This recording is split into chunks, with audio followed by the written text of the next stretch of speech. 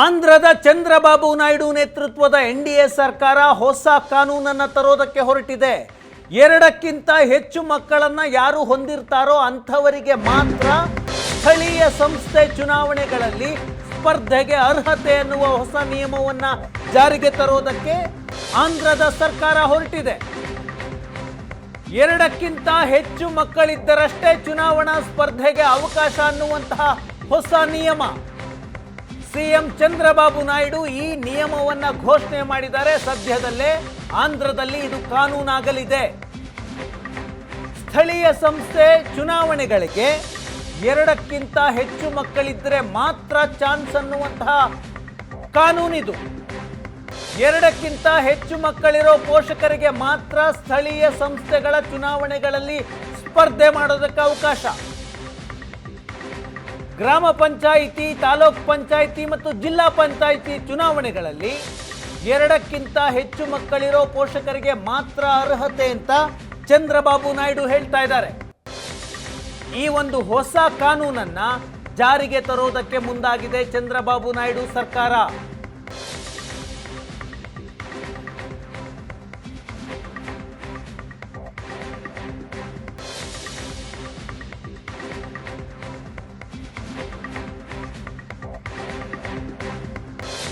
ದಶಕಗಳ ಹಿಂದೆ ಆಂಧ್ರದಲ್ಲಿ ಒಂದು ಕಾನೂನನ್ನು ಜಾರಿ ಮಾಡಲಾಗಿತ್ತು. ಎರಡಕ್ಕಿಂತ ಕಡಿಮೆ ಮಕ್ಕಳನ್ನು ಯಾವ ಕುಟುಂಬಗಳು ಹೊಂತಾವೋ, ಯಾವ ಪೋಷಕರು ಎರಡಕ್ಕಿಂತ ಕಡಿಮೆ ಮಕ್ಕಳನ್ನು ಹೊಂದಿರ್ತಾರೋ ಅಂಥವರಿಗೆ ಮಾತ್ರ ಸ್ಥಳೀಯ ಸಂಸ್ಥೆಗಳ ಚುನಾವಣೆಗಳಲ್ಲಿ ಸ್ಪರ್ಧೆ ಅನ್ನುವ ನಿಯಮವನ್ನು ಮಾಡಲಾಗಿತ್ತು. ಜನಸಂಖ್ಯೆಯ ನಿಯಂತ್ರಣದ ಉದ್ದೇಶದಿಂದ ಇಂಥದ್ದೊಂದು ಕಾನೂನನ್ನು ತರಲಾಗಿತ್ತು. 3 ಮಕ್ಕಳಿದ್ರೆ ಅಂಥವರಿಗೆ ಸ್ಥಳೀಯ ಸಂಸ್ಥೆ ಚುನಾವಣೆಯಲ್ಲಿ ಸ್ಪರ್ಧೆ ಮಾಡೋದಕ್ಕೆ ಅರ್ಹತೆ ಇರಲಿಲ್ಲ. ಗ್ರಾಮ ಪಂಚಾಯಿತಿ, ಜಿಲ್ಲಾ ಪಂಚಾಯಿತಿ ಮತ್ತು ತಾಲೂಕ್ ಪಂಚಾಯಿತಿ ಚುನಾವಣೆಗಳಲ್ಲಿ 3 ಮಕ್ಕಳಿದ್ದ ಪೋಷಕರಿಗೆ ಸ್ಪರ್ಧೆ ಮಾಡೋ ಅವಕಾಶ ಇರಲಿಲ್ಲ. ಈಗ ಚಂದ್ರಬಾಬು ನಾಯ್ಡು ಹೇಳ್ತಾ ಇದ್ದಾರೆ, ಎರಡಕ್ಕಿಂತ ಕಡಿಮೆ ಮಕ್ಕಳಿದ್ರೆ ಎಲೆಕ್ಷನ್ನಿಗೆ ಕಂಟೆಸ್ಟ್ ಮಾಡೋದಕ್ಕೆ ಅವಕಾಶ ಕೊಡಲ್ಲ ನಮ್ಮ ಸರ್ಕಾರ ಅಂತ. ಯಾಕೆ 20 ವರ್ಷಗಳಲ್ಲಿ ಆಂಧ್ರ ಪ್ರದೇಶದಲ್ಲಿ ನಿಯಮವೇ ತದ್ವಿರುದ್ಧ ಅನ್ನುವ ಸ್ಥಿತಿ ನಿರ್ಮಾಣ ಆಗಿದೆ? ಚುನಾವಣೆಗೆ ಯಾರು ಸ್ಪರ್ಧೆ ಮಾಡಬೇಕು ಅನ್ನುವ ವಿಷಯದಲ್ಲಿ ಹೊಸ ನಿಯಮವನ್ನು ಜಾರಿಗೆ ಮಾಡೋದಕ್ಕೆ ಚಂದ್ರಬಾಬು ನಾಯ್ಡು ಮುಂದಾಗಿದ್ದಾರೆ. ಈ ವಿಷಯ ದೇಶಾದ್ಯಂತ ದೊಡ್ಡ ಮಟ್ಟದಲ್ಲಿ ಚರ್ಚೆ ಆಗ್ತಾ ಇದೆ. 20 ವರ್ಷದ ಹಿಂದೆ 2 ಮಕ್ಕಳಿದ್ದರೆ ಅಥವಾ ಎರಡಕ್ಕಿಂತ ಕಡಿಮೆ ಇದ್ದರೆ ಅಂಥವರಿಗೆ ಚುನಾವಣೆಗೆ ಸ್ಪರ್ಧೆ ಮಾಡೋದಕ್ಕೆ ಅರ್ಹತೆ ಇತ್ತು. ಈಗ ಅದು ಅರ್ಹತೆ ಅಲ್ಲ. 3 ಮಕ್ಕಳಿದ್ದರೆ ಮಾತ್ರ ಅರ್ಹತೆ, ಎರಡಕ್ಕಿಂತ ಹೆಚ್ಚಿರಬೇಕು ಅಂತ ಚಂದ್ರಬಾಬು ನಾಯ್ಡು ಹೇಳ್ತಾ ಇದ್ದಾರೆ. ಯಾಕೆ? ಅವರಿಗೆ ಆತಂಕ ಇರೋದು ಆಂಧ್ರದಲ್ಲಿ ಜನಸಂಖ್ಯೆ ಕುಸಿತಾ ಇದೆ ಅನ್ನುವ ಆತಂಕ. ಹೀಗೆ ಜನಸಂಖ್ಯೆ ಕುಸಿತಾ ಹೋದರೆ ಆಂಧ್ರದಲ್ಲಿ 2047ರ ವೇಳೆಗೆ ವೃದ್ಧರ ಸಂಖ್ಯೆ ಹೆಚ್ಚಾಗುತ್ತೆ. ಈಗ ಜಪಾನ್ನಲ್ಲಿ ಯಾವ ಸಮಸ್ಯೆ ಇದೆಯಲ್ಲ ಆ ರೀತಿಯ ಸಮಸ್ಯೆ ಆಗುತ್ತೆ ಅನ್ನೋದು ಚಂದ್ರಬಾಬು ನಾಯ್ಡು ಅವರ ವಾದ. ಅವರೇನು ಹೇಳ್ತಾರೆ? ಅವರು ಹೇಳೋದು, ಹಿಂದೆ ಒಬ್ಬೊಬ್ಬರು 4-5 ಮಕ್ಕಳುಗಳನ್ನು ಮಾಡ್ಕೊಳ್ತಾ ಇದ್ರು, ಆದರೆ ಈಗಿನ ಪರಿಸ್ಥಿತಿ ಹಾಗಿಲ್ಲ. ಈಗ 1 ಮಕ್ಕಳು ಸಾಕು ಅನ್ನುವವರ ಸಂಖ್ಯೆ ಜಾಸ್ತಿ ಆಗ್ತಾ ಇದೆ. ಕೇವಲ 1 ಮಕ್ಕಳು ಬೇಡ ಅನ್ನುವವರ ಸಂಖ್ಯೆ ಒಂದಷ್ಟಿದ್ರೆ ಮಕ್ಕಳೇ ಬೇಡ ಅನ್ನುವವರ ಸಂಖ್ಯೆ ಕೂಡ ಜಾಸ್ತಿ ಆಗ್ತಾ ಇದೆ.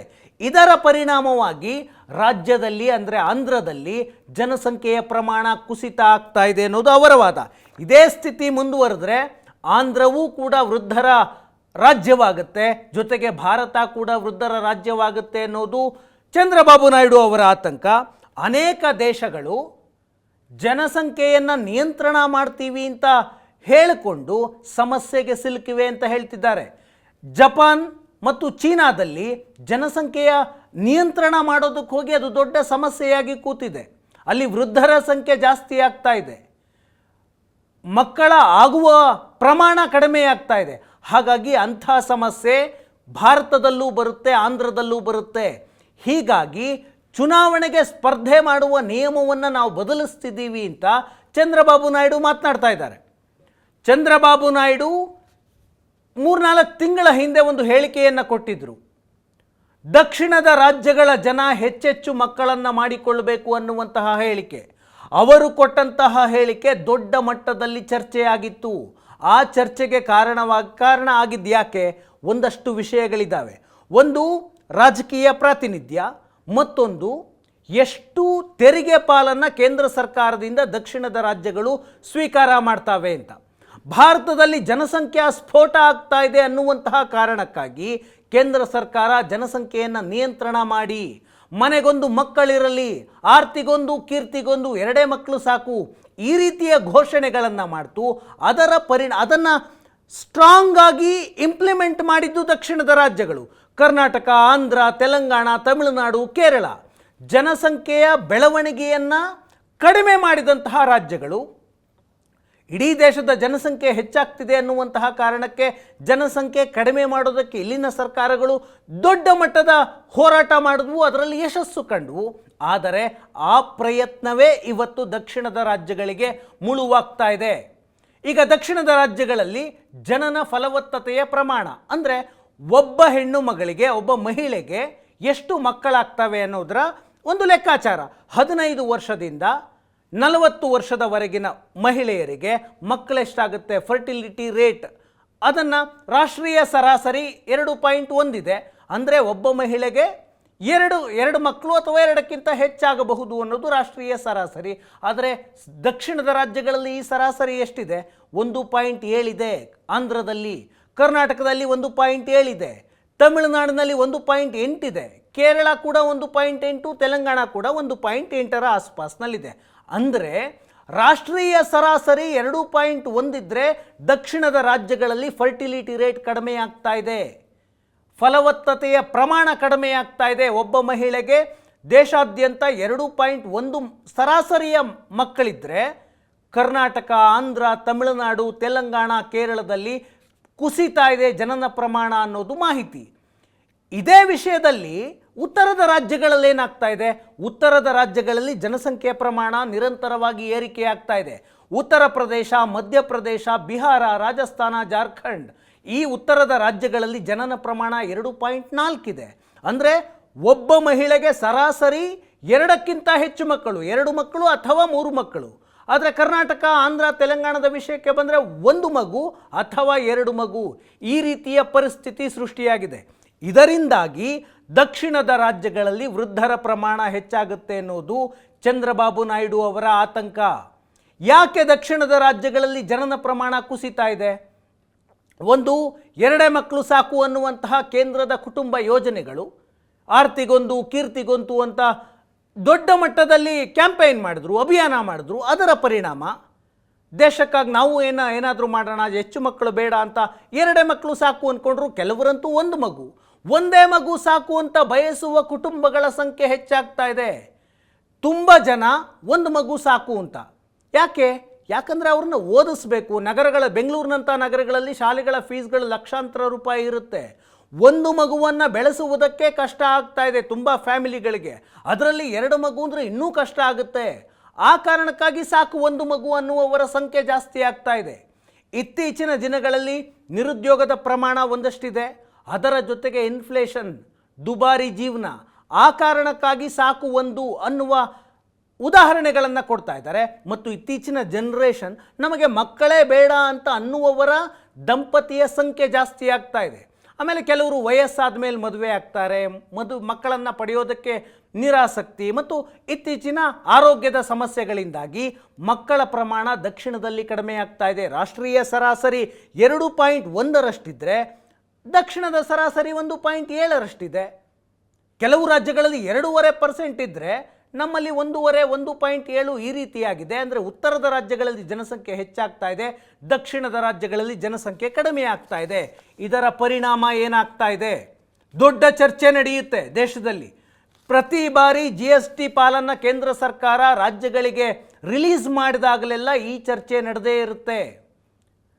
ಜನವರಿ 10ನೇ ತಾರೀಕು, ಇದೇ ಮಂತ್ ಜನವರಿ 10ನೇ ತಾರೀಕು ಕೇಂದ್ರ ಸರ್ಕಾರ GSTಯ ಹಣವನ್ನು ರಿಲೀಸ್ ಮಾಡ್ತು. ದೇಶದ 26 ರಾಜ್ಯಗಳಿಗೆ 1,73,000 ಕೋಟಿ ರೂಪಾಯಿಯನ್ನು ರಿಲೀಸ್ ಮಾಡ್ತು. GSTಯ ತೆರಿಗೆ ಪಾಲು ರಾಜ್ಯಗಳಿಗೆ ಕೊಟ್ಟಿದ್ದು. ಅದರಲ್ಲಿ ದೊಡ್ಡ ಚರ್ಚೆ, ದಕ್ಷಿಣದ ರಾಜ್ಯಗಳಿಗೆ ಕಡಿಮೆ ಕೊಟ್ಟರು, ಉತ್ತರದ ರಾಜ್ಯಗಳಿಗೆ ಹೆಚ್ಚಿನ ಪಾಲನ್ನು ಕೊಟ್ಟರು ಅಂತ ದೊಡ್ಡದಾಗಿ ಚರ್ಚೆ ಆಯಿತು. ದಕ್ಷಿಣದ ರಾಜ್ಯದ ನಾಯಕರುಗಳು ಆಕ್ರೋಶವನ್ನು ವ್ಯಕ್ತಪಡಿಸಿದ್ರು. ನಮ್ಮ ಸ್ಕ್ರೀನ್ ಮೇಲೆ ಡೇಟಾ ಇದೆ, ಯಾರಿಗೆ ಎಷ್ಟು ಕೊಟ್ಟರು ಅಂತ. ಕರ್ನಾಟಕದ ವಿಷಯಕ್ಕೆ ಬಂದರೆ ಕರ್ನಾಟಕಕ್ಕೆ ಬಂದದ್ದು 6,310 ಕೋಟಿ, ತೆಲಂಗಾಣಕ್ಕೆ 3,637 ಕೋಟಿ, ಆಂಧ್ರಕ್ಕೆ 7,000 ಕೋಟಿ, ತಮಿಳುನಾಡಿಗೆ 7,057 ಕೋಟಿ, ಕೇರಳಕ್ಕೆ 3,030 ಕೋಟಿ. ಯಾವ ರಾಜ್ಯಕ್ಕೂ 10,000 ಗಡಿ ದಾಟಲೇ ಇಲ್ಲ. ಇದೇ ರೀತಿಯಾಗಿ ತೆರಿಗೆಯ ಹಂಚಿಕೆಯನ್ನು ಉತ್ತರದ ರಾಜ್ಯಗಳಿಗೂ ಮಾಡಲಾಯ್ತಾ? ನೋ. ಉತ್ತರದ ರಾಜ್ಯಗಳಿಗೆ ತೆರಿಗೆ ಹಂಚಿಕೆಯಲ್ಲಿ ಪಾಲು ಕರ್ನಾಟಕಕ್ಕೆ ಹೋಲಿಕೆ ಮಾಡಲೂಬಾರ್ದು, ಅಷ್ಟು ಹಣ. ಉದಾಹರಣೆಗೆ ಉತ್ತರ ಪ್ರದೇಶಕ್ಕೆ ತೆರಿಗೆ ಹಂಚಿಕೆಯ ಪಾಲು 31,000 ಕೋಟಿ, 31,039 ಕೋಟಿ ಉತ್ತರ ಪ್ರದೇಶ ಒಂದು ರಾಜ್ಯಕ್ಕೆ. ಇಡೀ ದಕ್ಷಿಣದ ಅಷ್ಟೂ ರಾಜ್ಯಗಳಿಗೆ ಕೊಟ್ಟಿರುವ ಹಣಕ್ಕಿಂತಲೂ ಉತ್ತರ ಪ್ರದೇಶಕ್ಕೆ ಕೊಟ್ಟಂತಹ ಹಣದ ಸಂಖ್ಯೆ ಜಾಸ್ತಿ ಇದೆ GST ಪಾಲು. ಬಿಹಾರ 17,403 ಕೋಟಿ, ಮಧ್ಯಪ್ರದೇಶಕ್ಕೆ 13,582 ಕೋಟಿ. ಈ ಮೂರೂ ರಾಜ್ಯಗಳಿಗೆ ಅವರ ಜನಸಂಖ್ಯೆಯ ಆಧಾರದ ಮೇಲೆ ಅವರಿಗೆ ಹೆಚ್ಚು GST ಪಾಲು ಸಿಕ್ತು. ಕರ್ನಾಟಕಕ್ಕೆ 6,000 ಕೋಟಿ ಸಿಕ್ಕಿದ್ರೆ ಉತ್ತರ ಪ್ರದೇಶಕ್ಕೆ 31,000 ಕೋಟಿ ಸಿಕ್ತು. ಬಿಹಾರಕ್ಕೆ 17,000 ಕೊಟ್ಟರೆ ನಮಗೆ ಸಿಕ್ಕಿದ್ದು ಬರೀ 6,300 ಕೋಟಿ. ಮಧ್ಯಪ್ರದೇಶಕ್ಕೆ 13,500 ಕೋಟಿ ಸಿಕ್ಕಿದ್ರೆ ಕರ್ನಾಟಕಕ್ಕೆ ಸಿಕ್ಕಿದ್ದು ಕೇವಲ 6,310 ಕೋಟಿ. ಇದರಲ್ಲಿ ತಾರತಮ್ಯ ಆಗ್ತಾ ಇದೆ ಅಂತ. ಆದರೆ ಕೇಂದ್ರ ಸರ್ಕಾರ ಏನು ಹೇಳುತ್ತೆ? 15ನೇ ಹಣಕಾಸು ಆಯೋಗದ ಪ್ರಕಾರ ನಾವು ದುಡ್ಡು ಕೊಡ್ತಾ ಇದ್ದೀವಿ ಅಂತ ಕೇಂದ್ರ ಸರ್ಕಾರ ಹೇಳುತ್ತೆ. ಹಣಕಾಸು ಆಯೋಗದಲ್ಲಿ ನಿಗದಿಯಾಗಿದೆ ಎಷ್ಟು ಪ್ರಮಾಣದಲ್ಲಿ ಹಂಚಿಕೆ ಮಾಡಬೇಕು ಅಂತ. ಅದರಲ್ಲಿ ಜನಸಂಖ್ಯೆಯ ನಿಯಂತ್ರಣ, ಜನಸಂಖ್ಯೆ ಎಷ್ಟಿದೆ ಅದರ ಆಧಾರದ ಮೇಲೆ ಹಂಚಿಕೆಯಾಗುತ್ತೆ. ಆ ಕಾರಣಕ್ಕಾಗಿ ದಕ್ಷಿಣದ ರಾಜ್ಯಗಳಿಗೆ ಕಡಿಮೆ ಹಣ ಬರುತ್ತೆ ಅಂತ ಹೇಳ್ತಿದ್ದಾರೆ. ಈಗ ದಕ್ಷಿಣದ ಅಷ್ಟೂ ಒಟ್ಟು ರಾಜ್ಯಗಳಿಗೆ ಸಿಕ್ಕಿದ್ದೆಷ್ಟು? 27,336 ಕೋಟಿ.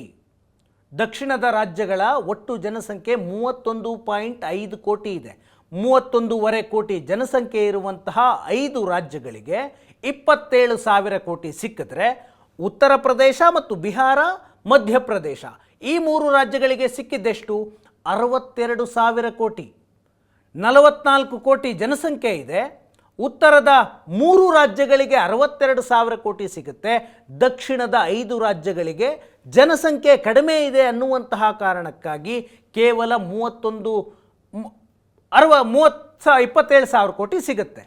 ಅಂದರೆ ಜನಸಂಖ್ಯೆ ಕಡಿಮೆ ಆಗ್ತಾ ಇದೆ ಅಂದರೆ ಅದು ಆ ರಾಜ್ಯಗಳ ಶಕ್ತಿ ಅಂತ ಮೊದಲು ಹೇಳಲಾಗ್ತಾ ಇತ್ತು.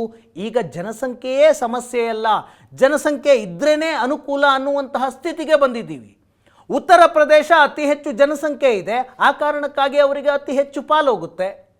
ಕರ್ನಾಟಕದಲ್ಲಿ, ತಮಿಳುನಾಡಿನಲ್ಲಿ, ಆಂಧ್ರದಲ್ಲಿ ಜನಸಂಖ್ಯೆ ಕಡಿಮೆ ಇದೆ ಅನ್ನುವಂತಹ ಕಾರಣಕ್ಕಾಗಿ ಅಥವಾ ಇಳಿಕೆಯಾಗ್ತಾ ಇದೆ ಅನ್ನುವಂತಹ ಕಾರಣಕ್ಕಾಗಿ ಅವರಿಗೆ GST ಪಾಲಿನಲ್ಲಿ ಕಡಿಮೆ ಕೊಡಲಾಗ್ತಾ ಇದೆ. ಈಗ GSTಗೆ ಯಾರ್ಯಾರು ಎಷ್ಟೆಷ್ಟು ಕೊಡುಗೆ ಕೊಡ್ತಾರೆ? ಒಂದು ತಿಂಗಳಿಗೆ ಇಡೀ ದೇಶದಲ್ಲಿ GST 1.5 ಲಕ್ಷ ಕೋಟಿಯಿಂದ 2 ಲಕ್ಷ ಕೋಟಿಯವರೆಗೆ ಆಗುತ್ತೆ. ಒಂದೊಂದು ತಿಂಗಳು ಹೆಚ್ಚು ಕಡಿಮೆ ಹಿಂಗಿರುತ್ತೆ. ಅತಿ ಹೆಚ್ಚು GSTಯನ್ನು ಕೊಡುವಂತಹ ರಾಜ್ಯ ಮಹಾರಾಷ್ಟ್ರ, 2ನೇ ಸ್ಥಾನದಲ್ಲಿ ತಮಿಳುನಾಡಿದೆ, 3ನೇ ಸ್ಥಾನದಲ್ಲಿ ಕರ್ನಾಟಕ ಇದೆ, 4ನೇ ಸ್ಥಾನದಲ್ಲಿ ಗುಜರಾತ್ ಇದೆ, 5ನೇ ಸ್ಥಾನದಲ್ಲಿ ಉತ್ತರ ಪ್ರದೇಶ ಇದೆ. ಆದರೆ ನಮಗೆ ಹಂಚಿಕೆಯಾಗುವಂತಹ ದುಡ್ಡು ಅದು ತುಂಬ ಕಡಿಮೆ ಇದೆ. ಈಗ ದಕ್ಷಿಣದ ರಾಜ್ಯಗಳು, ಈ ಕರ್ನಾಟಕದಲ್ಲಿ ನಾವು 100 ರೂಪಾಯಿ ತೆರಿಗೆಯನ್ನು ಕೇಂದ್ರ ಸರ್ಕಾರಕ್ಕೆ ಕೊಟ್ಟರೆ ನಮಗೆ ಬರುವಂತಹ ತೆರಿಗೆಯ ಪಾಲು ಕೇವಲ 13.9 ಅಂದರೆ 14 ರೂಪಾಯಿ ಬರುತ್ತೆ. ನಾವು ಕೊಟ್ಟಂತಹ 100 ರೂಪಾಯಿಗೆ ನಮಗೆ ವಾಪಸ್ ಬರುವ ತೆರಿಗೆ ಕೇವಲ 14 ರೂಪಾಯಿ. ತಮಿಳುನಾಡಿಗೆ 30 ರೂಪಾಯಿ ತನಕ ಬರುತ್ತೆ, ಆಂಧ್ರಕ್ಕೆ 46 ರೂಪಾಯಿ ಬರುತ್ತೆ, ಕೇರಳಕ್ಕೆ 63 ರೂಪಾಯಿ ಬರುತ್ತೆ, ತೆಲಂಗಾಣಕ್ಕೆ 49 ರೂಪಾಯಿ ಬರುತ್ತೆ. ಅವರು ಕೊಡುವ 100 ರೂಪಾಯಿ ತೆರಿಗೆಗೆ ವಾಪಸ್ ಬರುವಂತಹ ಹಣ. ಇದೇ ಉತ್ತರದ ರಾಜ್ಯಗಳಿಗೆ ಹೆಂಗೆ ಹಂಚಿಕೆಯಾಗುತ್ತೆ? ಉದಾಹರಣೆಗೆ ಉತ್ತರ ಪ್ರದೇಶದಿಂದ ಕೇಂದ್ರ ಸರ್ಕಾರಕ್ಕೆ 100 ರೂಪಾಯಿ ತೆರಿಗೆ GST ರೂಪದಲ್ಲಿ ಹೋದರೆ ವಾಪಸ್ ಎಷ್ಟು ಬರುತ್ತೆ? 333 ರೂಪಾಯಿ ಬರುತ್ತೆ. 100 ರೂಪಾಯಿ ತೆರಿಗೆಯನ್ನು ಉತ್ತರ ಪ್ರದೇಶ ಕೇಂದ್ರ ಸರ್ಕಾರಕ್ಕೆ ಕೊಟ್ಟರೆ, ಉತ್ತರ ಪ್ರದೇಶದಿಂದ ಕೇಂದ್ರ ಸರ್ಕಾರಕ್ಕೆ ಹೋದರೆ ಅವರಿಗೆ ವಾಪಸ್ ಬರುವ ದುಡ್ಡು 333 ರೂಪಾಯಿ. ಮಧ್ಯಪ್ರದೇಶ ಅವರು 100 ರೂಪಾಯಿ GSTಯನ್ನು ಕೊಟ್ಟರೆ ಅವರಿಗೆ ಬರುವಂತಹ ಕೇಂದ್ರ ಸರ್ಕಾರದ GST ಪಾಲು 279. ಬಿಹಾರಕ್ಕೆ 100 ರೂಪಾಯಿ ಕೊಟ್ಟರೆ 922 ರೂಪಾಯಿ ಬರುತ್ತೆ. ನಮಗೆ 100 ರೂಪಾಯಿಗೆ ಬರೋದು 14 ರೂಪಾಯಿಯು ಬಿಹಾರಕ್ಕೆ 922 ರೂಪಾಯಿ ಬರುತ್ತೆ. ಯಾಕೆ? 15ನೇ ಹಣಕಾಸು ಆಯೋಗದಲ್ಲಿ 15th ಫೈನಾನ್ಸ್ ಕಮಿಷನ್ನ ಪ್ರಕಾರ ಈ ರೀತಿಯ ನಿಯಮವನ್ನು ಮಾಡಲಾಗಿದೆ. ಜನಸಂಖ್ಯೆಯನ್ನು ನಿಯಂತ್ರಣ ಮಾಡಿದ್ರು ಅನ್ನುವ ಒಂದೇ ಕಾರಣಕ್ಕಾಗಿ ನಮಗೆ ಬರುವಂತಹ ಆದಾಯದ ಪ್ರಮಾಣದಲ್ಲಿ ಕೇಂದ್ರದ ತೆರಿಗೆ ಪಾಲಿನಲ್ಲಿ ಕಡಿಮೆ ಆಗ್ತಾ ಇದೆ ಅಂತ. ಈಗ ಉದಾಹರಣೆಗೆ ಬಿಹಾರ, ಮಧ್ಯಪ್ರದೇಶ, ಉತ್ತರ ಪ್ರದೇಶ ಬಡ ರಾಜ್ಯಗಳು, ಅವುಗಳನ್ನು ಮೇಲೆತ್ತಬೇಕು ಅನ್ನುವಂತಹ ಉದ್ದೇಶ ಸರಿಯಾದದ್ದೇ. ಹಾಗಂತ ಯಾವ ರಾಜ್ಯಗಳು ಜನಸಂಖ್ಯೆಯ ಪ್ರಮಾಣವನ್ನು ಕಡಿಮೆ ಮಾಡಿ ದೇಶಕ್ಕೊಂದು ಕೊಡುಗೆ ಕೊಟ್ಟು ಅಂತ ಹೆಮ್ಮೆಯಿಂದ ಹೇಳ್ಕೊಳ್ತಾ ಇದ್ವಲ್ಲ, ಆ ರಾಜ್ಯಗಳಿಗೆ ತಾವು ಕೊಟ್ಟ 100 ರೂಪಾಯಿಗೆ 14 ರೂಪಾಯಿ ಬರುತ್ತೆ ಅಂದರೆ ಏನರ್ಥ? ನಾವು ಕೊಡುವ 100 ರೂಪಾಯಿಗೆ 14 ರೂಪಾಯಿ ಬರುತ್ತೆ, ಬಿಹಾರ ಕೊಡುವ 100 ರೂಪಾಯಿಗೆ 922 ರೂಪಾಯಿ ಬರುತ್ತೆ. ಹಾಗಿದ್ರೆ ಯಾರು ಸರಿ? ಈ ಡೇಟಾ ನೋಡಿದ್ರೆ ಬಿಹಾರದವರೇ ಸರಿ ಅಂತ ಅನಿಸುತ್ತೆ. ಅವ್ರು 100 ರೂಪಾಯಿ ತೆರಿಗೆಯನ್ನು ಕೇಂದ್ರಕ್ಕೆ ಕೊಟ್ಟರೆ 922 ರೂಪಾಯಿ ಬರುತ್ತೆ, ನಮಗೆ ಕೇವಲ 14 ರೂಪಾಯಿ ಸಿಗುತ್ತೆ. ಜನಸಂಖ್ಯೆ ಸಮಸ್ಯೆ ಎಲ್ಲ ಅನ್ನೋದು ಈ ಡೇಟಾ ನೋಡಿದ್ರೆ ಗೊತ್ತಾಗುತ್ತೆ. ಅದಕ್ಕೆ ಚಂದ್ರಬಾಬು ನಾಯ್ಡು ಹೇಳ್ತಾ ಇದ್ದಾರೆ, ದಕ್ಷಿಣದ ರಾಜ್ಯಗಳು ಹೆಚ್ಚು ಮಕ್ಕಳನ್ನು ಮಾಡ್ಕೊಳ್ಬೇಕು, ಇಲ್ಲಿನ ಜನ ಇಲ್ಲದೆ ಇದ್ದರೆ ನಮ್ಮ ಅಸ್ತಿತ್ವ ಕಡಿಮೆ ಆಗುತ್ತೆ ಅಂತ. ಇದು GSTಯ ವಿಷಯಕ್ಕೆ ಬಂದ್ವಿ. ಈಗ ರಾಜಕೀಯ ಪ್ರಾತಿನಿಧ್ಯ ಹೇಗೆ? ಜನಸಂಖ್ಯೆಯ ಕಾರಣಕ್ಕೆ ರಾಜಕೀಯ ಪ್ರಾತಿನಿಧ್ಯದಲ್ಲೂ ಕೂಡ ದಕ್ಷಿಣದ ರಾಜ್ಯಗಳಿಗೆ ಹಿನ್ನಡೆ ಇದೆ. ಈಗಲೂ ಹಿನ್ನಡೆ ಆಗ್ತಾ ಇದೆ, ಮುಂದೆಯೂ ಕೂಡ ಹಿನ್ನಡೆಯಾಗುವಂತಹ ಸಾಧ್ಯತೆ ಇದೆ. ನೀವು ಉತ್ತರದ ಭಾರತದ ಎಷ್ಟು ವ್ಯಕ್ತಿಗಳು ಈ ದೇಶದ ಪ್ರಧಾನಿಯಾದರು, ದಕ್ಷಿಣದ ಎಷ್ಟು ವ್ಯಕ್ತಿಗಳು ಈ ದೇಶದ ಪ್ರಧಾನಿಯಾದರು ಅಂತ ಒಂದು ಸಿಂಪಲ್ ಕ್ಯಾಲ್ಕುಲೇಷನ್ ಮಾಡಿದ್ರೆ ಅರ್ಥ ಆಗುತ್ತೆ ಈ ದೇಶದಲ್ಲಿ ರಾಜಕೀಯ ಪ್ರಾಬಲ್ಯ ಯಾರ ಬಳಿ ಇದೆ ಅಂತ. ಈಗ 2026ಕ್ಕೆ ಲೋಕಸಭಾ ಕ್ಷೇತ್ರಗಳ ಪುನರ್ವಿಂಗಡಣೆ ಆಗುತ್ತೆ, ಡಿಲಿಮಿಟೇಷನ್ ಆಗುತ್ತೆ. ಅದು ಆಗೋದು ಜನಸಂಖ್ಯೆಯ ಆಧಾರದ ಮೇಲೆ. ಹಾಗೆ ಜನಸಂಖ್ಯೆಯ ಆಧಾರದ ಮೇಲಾದರೆ ಉತ್ತರ ಭಾರತದ ರಾಜ್ಯಗಳಿಗೆ ಹೆಚ್ಚು ಲೋಕಸಭಾ ಕ್ಷೇತ್ರಗಳು ಹೋಗುತ್ತೆ, ದಕ್ಷಿಣದ ರಾಜ್ಯಗಳಿಗೆ ಕಡಿಮೆ ಕ್ಷೇತ್ರಗಳು ಬರುತ್ತವೆ ಎನ್ನುವಂಥ ವರದಿ. ಈಗ ಲೋಕಸಭಾ ಪುನರ್ವಿಂಗಡಣೆ 2026ಕ್ಕಾಗತ್ತೆ. ಹಾಲಿ ದಕ್ಷಿಣದ ರಾಜ್ಯಗಳಲ್ಲಿ ಎಷ್ಟು ಲೋಕಸಭಾ ಕ್ಷೇತ್ರಗಳಿದ್ದಾವೆ, ಎಷ್ಟಾಗುತ್ತೆ? ಕರ್ನಾಟಕ ಉದಾಹರಣೆಗೆ ಈಗ 28 ಕ್ಷೇತ್ರ ಇದೆ. ಪುನರ್ವಿಂಗಡಣೆಯಾದರೆ ಅದರ ಕ್ಷೇತ್ರಗಳ ಸಂಖ್ಯೆ 41 ಆಗುತ್ತೆ. ತಮಿಳುನಾಡು 39 ಕ್ಷೇತ್ರ ಹಾಲಿ ಲೋಕಸಭಾ ಕ್ಷೇತ್ರಗಳಿದ್ದಾವೆ, ಪುನರ್ವಿಂಗಡಣೆಯಾದರೆ ಅದು 49ಕ್ಕೆ ಹೋಗುತ್ತೆ. ಆಂಧ್ರ ಪ್ರದೇಶ 25, ಆಂಧ್ರ ಮತ್ತು ತೆಲಂಗಾಣ ಸೇರಿದ್ರೆ 25 ಆಂಧ್ರದಲ್ಲಿದೆ, ತೆಲಂಗಾಣದ 17 ಇದೆ, ಒಟ್ಟಾರೆ 54 ಆಗುತ್ತೆ ಆಂಧ್ರ ಮತ್ತು ತೆಲಂಗಾಣ ಸೇರಿದ್ರೆ. ಕೇರಳ 20 ಇದೆ, 20 ಇರುತ್ತೆ. ಆದರೆ ಉತ್ತರದ ರಾಜ್ಯಗಳಲ್ಲಿ ಏನಾಗುತ್ತೆ? ಉತ್ತರ ಪ್ರದೇಶ ಈಗ 80 ಇದೆ, ಅದರ ಸಂಖ್ಯೆ 143 ಲೋಕಸಭಾ ಕ್ಷೇತ್ರ ಆಗುತ್ತೆ. ಅಂದರೆ ಯಾರು ಉತ್ತರ ಪ್ರದೇಶವನ್ನು ಗೆಲ್ತಾರೆ ಅವರು ದೆಹಲಿಯಲ್ಲಿ ಅಧಿಕಾರ ಹಿಡಿತಾರೆ. ಬಿಹಾರದಲ್ಲಿ ಈಗ 40 ಕ್ಷೇತ್ರ ಇದೆ, ಅವರಿಗೆ ಡಬಲ್ ಆಗುತ್ತೆ ಸಂಖ್ಯೆ, 79 ಕ್ಷೇತ್ರ ಆಗುತ್ತೆ. ಮಧ್ಯಪ್ರದೇಶ 29 ಕ್ಷೇತ್ರ ಈಗಿದೆ, ಅದು ಹೆಚ್ಚು ಕಡಿಮೆ ಡಬಲ್ ಆಗುತ್ತೆ, 52 ಕ್ಷೇತ್ರ ಆಗುತ್ತೆ. ಮಹಾರಾಷ್ಟ್ರ 48 ಕಾನ್ಸ್ಟಿಟ್ಯೂನ್ಸಿ ಈಗ ಇದ್ದಾವೆ ಲೋಕಸಭಾ ಕ್ಷೇತ್ರ, ಅದು 76 ಆಗುತ್ತೆ. ಪಶ್ಚಿಮ ಬಂಗಾಳ 42 ಇದೆ, ಅದು 60 ಆಗುತ್ತೆ. ರಾಜಸ್ಥಾನದಲ್ಲಿ ಈಗ 25 ಇದೆ, ಅದು ಡಬಲ್ ಆಗುತ್ತೆ, 50. ಅಂದರೆ ಜನಸಂಖ್ಯೆಯ ಕಾರಣದಿಂದಾಗಿ ಅವರ ರಾಜಕೀಯ ಪ್ರಾಬಲ್ಯ, GSTಯ ಪಾಲು ಎಲ್ಲವೂ ಕೂಡ ಹೆಚ್ಚಾಗ್ತಾ ಇದೆ. ಅದರಿಂದ ದಕ್ಷಿಣದ ರಾಜ್ಯಗಳು ಎಚ್ಚೆತ್ತುಕೊಳ್ಬೇಕು ಅಂತ ಚಂದ್ರಬಾಬು ನಾಯ್ಡು ಮಾತನಾಡ್ತಾ ಇದ್ದಾರೆ.